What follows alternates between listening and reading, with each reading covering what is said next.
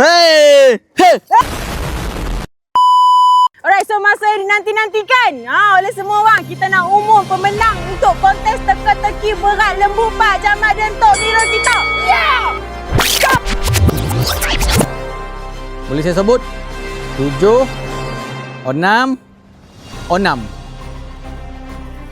7 6 6. Okay, jadi kita ambil kira tekan yang paling topat. Jadi, topat ke 3 dimenangi oleh Nazar! Dengan tekaan beratnya adalah 7 6 3. Tahniah Nazar. Alright, so tempat kedua dengan tekaan sebanyak 765 kg jatuh kepada Ana Titik Azli. Hey! Hey! Topik pertama dengan tekaan 766 kilo dimenangi oleh Hanani _RSL. Pemenang kita dah tahu dah. Dan dah tahu nombor 1 dah tahu, 2 dah tahu, 3 dah tahu. Kalau kita tak tunjukkan hadiah untuk pemenang, so Apa kata? kita Pergi tengok hadiah.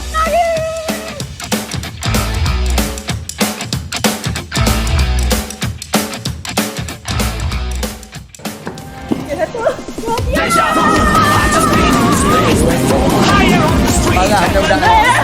Belajar. Okey, jom. Alamak, golap. Kita bawa keluar. Kita bawa keluar. Awak putus tangan tu. Oh. So inilah hadiah yang kita nak bagi dekat pemenang-pemenang.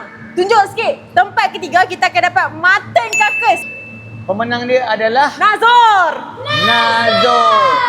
Okey, share. Nazor ni daripada mana? Daripada TikTok, Facebook ataupun IG? Dia komen di TikTok. Okey, Nazor ni komen di TikTok Okey, tahniah untuk Nazor untuk dapatkan 1 ekor mutton carcass. Okey, next. Tempat kedua kita akan dapat mutton siswe. Okey, tahniah kepada Anak asli. anak asli.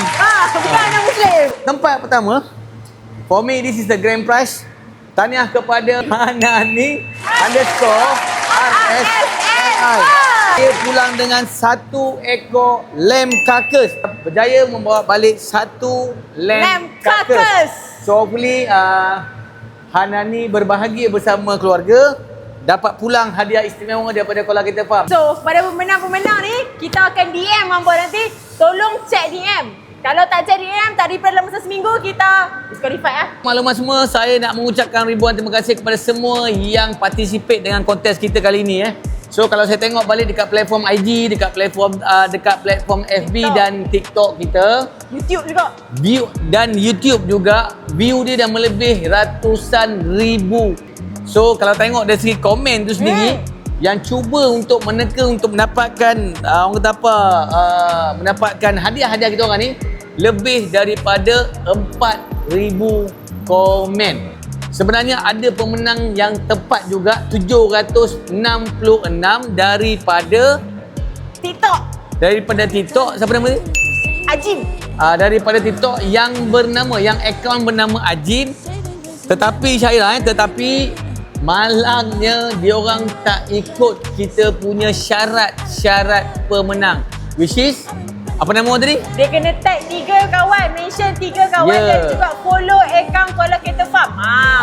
Apa-apa pun, saya nak mengucapkan tahniah kepada pemenang-pemenang dan saya nak ucapkan terima kasih kepada semua yang participate, yang view kontes kita pada kali ini. So insyaAllah, share. Kita jumpa lagi pada tahun depan dengan hadiah yang lebih lumayan dan menarik. So, kita jumpa lagi kontes untuk peraduan teka dan menang berat lembu korban Kola pada tahun 2027.